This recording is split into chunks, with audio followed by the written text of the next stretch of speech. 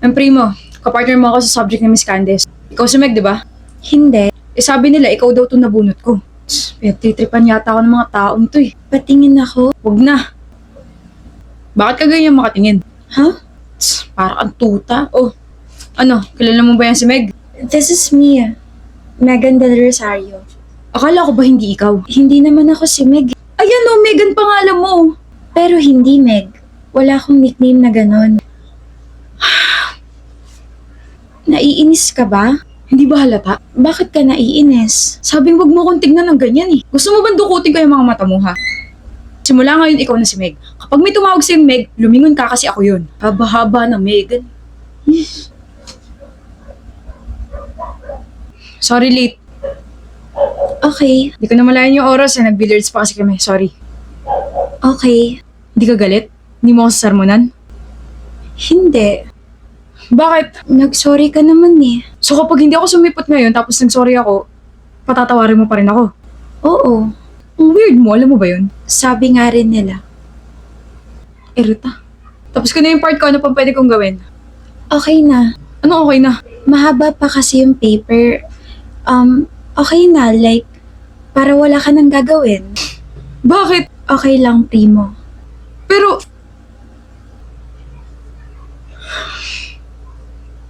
Hindi mo naman kailangan pumunta rito. tutulong ako. Mamaya hindi mo pa ako isama kapag pinasa mo yan. Isasama kita. I promise. Cross my heart kahit ayoko pang mamatay. Sandali. Kahit wala akong itulong, kahit wala akong gawin, kahit hindi ako sumipot, isasama mo pa rin ako? May grade pa rin ako? Oo. Bakit? Kasi magkaibigan tayo. Baliw ka ba? Hindi ba tayo magkaibigan? Hindi tayo magkaibigan, Meg. Hindi porket kagrupo mo or kapartner mo sa assignment, sa project, kaibigan mo na. Sa ginagawa mo, parang pinapakita mo sa ibang tao na pwedeng-pwede ka nila i-take advantage. Tigilan mo nga yan. Tinitake advantage mo ba ako, Primo? Hindi. Di ayos lang na gawin ko to. Umayos ka nga. Maayos ako. Hindi ka maayos. Kung maayos ka, magagalit ka tuwing late ako sa mga meeting natin. Magagalit ka kasi maaga akong umaalis kapag nag-chat na yung mga tropa ko. Magagalit ka. Bakit? Bakit nakakunot yung noo mo? Sinusubukan kong magalit sa'yo. Galit ka na yan? Oo. Masyado ka mabait. Ayoko sa taong masyado mabait. Ayoko sa'yo. CR na nga muna ako.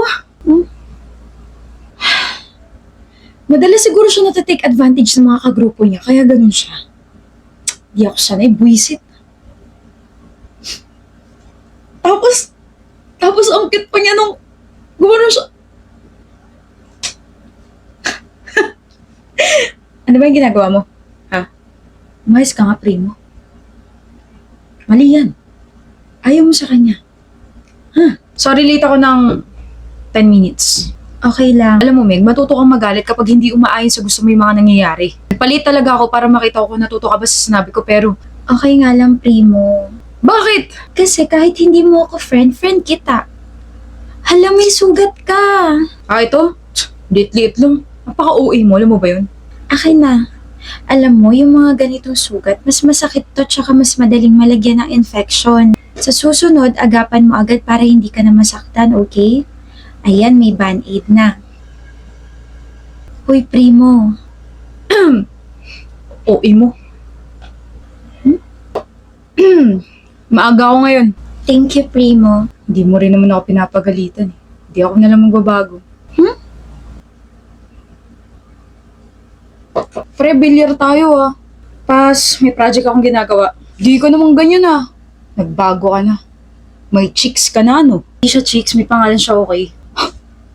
Hindi meron nga. Chismoso mo. Ba na yan, pre? Nakakatakot na nakakapanibago. May nagugustuhan ka na. Hindi ko siya gusto, no? Kung hindi mo siya gusto, di crush. Crush? Napaka-imposible. Ayoko sa kanya. Masyado siya mabait. Nakakairita siyang kausap. Alam mo yung mabait na sinasabi mo? Binabago na yung takbo ng buhay mo. I'm so proud of you. Daming alam. Alis na nga ako. Hoy, Meg. Bakit, Primo? Ikaw pala. Bakit parang disappointed ka? Huwag mo na akong tatawaging Meg ha, kahit best friend kita. Wag. Ang arte mo naman, ang haba kasi na Megan. Si Primo lang ang pwedeng tumawag sa akin yan. Sino si Primo? Yung crush ko. Crush. May crush ka ng babaita ka? Hinahangaan ko si Primo kasi hindi na siya late kapag gumagawa kami ng paper. Nagbago na siya. Akala ko naman kung ano. Well, Akala ko naman crush na iba. Nag-expect ako buwisit. Mali ba sinabi ko? Uy, Megan. Megan. Uy! Bakit hindi mo ako pinapansin? Hindi naman ako late ah. Hindi nga, kaya nga crush na kita eh. Muntik na akong kilig. Buti na lang naalala kong crush niya ako kasi hindi ako late. Visit. So, bakit mo ako hindi pinapansin? Sabi mo, Primo, kapag may narinig akong Meg, ikaw yon tapos lilingon ako. Eh, Megan tawag mo sa akin eh, hindi naman ako si Megan mo. Megan ko? Diba si Meg mo ko? Meg ko? Mali ba ako?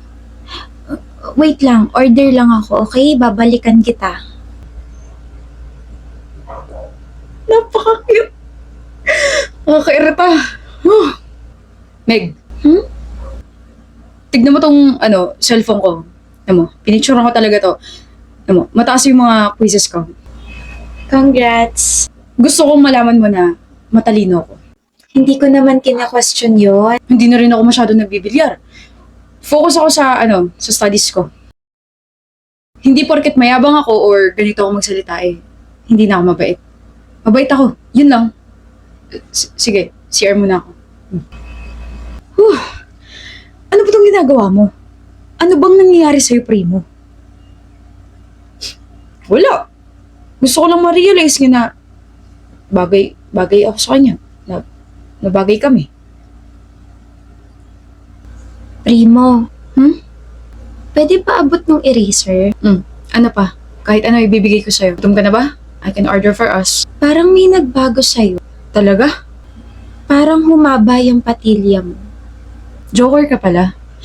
Sabihin mo kapag pwede na akong tumawa. Joke lang kasi, parang naging malambing yung boses mo. Hindi kaya! Maangas kaya ako. Mali ba ako? Sabi kasi ng best friend ko, matuturo ako mag-observe ng tao para daw hindi na raw ako natitake advantage. Aba, dapat lang.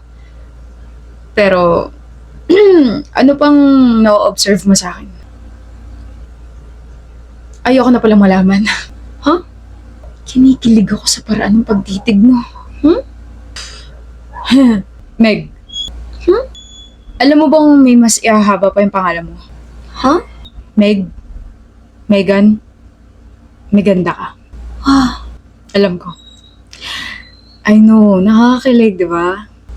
Paano mo napahaba yung pangalan ko? Saan ang galing yung Meganda ka?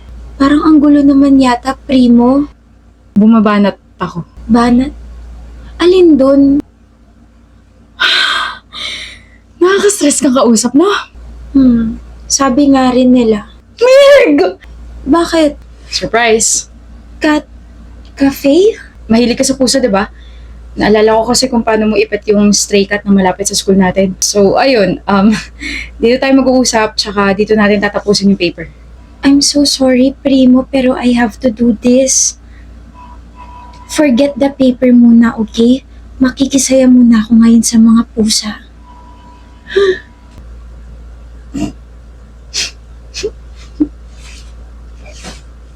Cute! 98 tayo sa paper natin. Taas nun, ah. Thank you.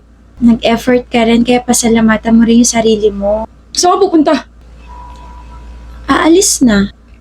Hindi na ba tayo makikita? Tapos na yung project natin, Primo. Hindi na tayo partners. Hindi na ba tayo magkikita araw-araw para gumawa ng paper? I mean, magkaklase lang tayo sa subject ni Miss Candice, pero hindi ba pwedeng... Wala na rin project para sa atin si Ma'am. Pwede naman tayo maging partners for life.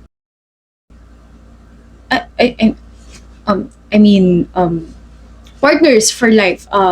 Partners as friends. Kasi, di ba, friends na tayo. Medyo nakakahiyang itanong to, pero kasi na-observe ko na Parang iba na yung trato mo sa akin, tsaka parang iba ka na. Gusto mo ba ako, Primo? Ang straightforward mo naman magtanong. Kasi gusto kita.